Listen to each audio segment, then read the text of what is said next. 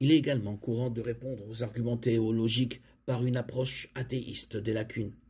Cela signifie simplement le hasard aveugle ne peut pas encore expliquer cela, mais nous devons supposer que nous le ferons un jour. Il s'agit ici d'une tactique particulièrement courante lorsqu'il s'agit de questions telles que la biogénèse, où les observations vont au-delà de l'improbabilité pour atteindre ce qui semble être l'impossibilité.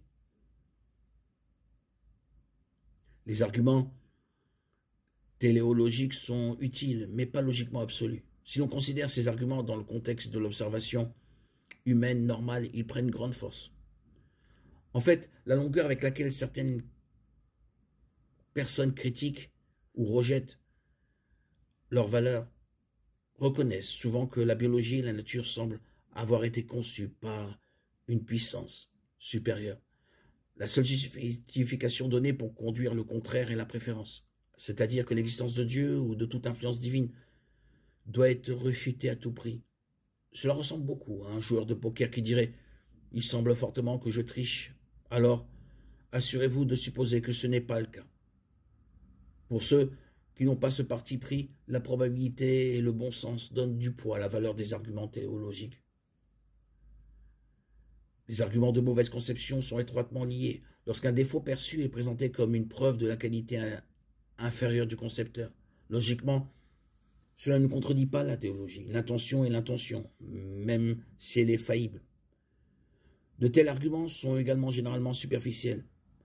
Les ingénieurs font souvent des choix de conception judicieux que les utilisateurs finaux ne comprendront pas intuitivement. Un ouvrier agricole peut se plaindre que presque chaque fois que sa tarière se casse, c'est parce qu'une petite goupille relativement faible de l'arbre se casse.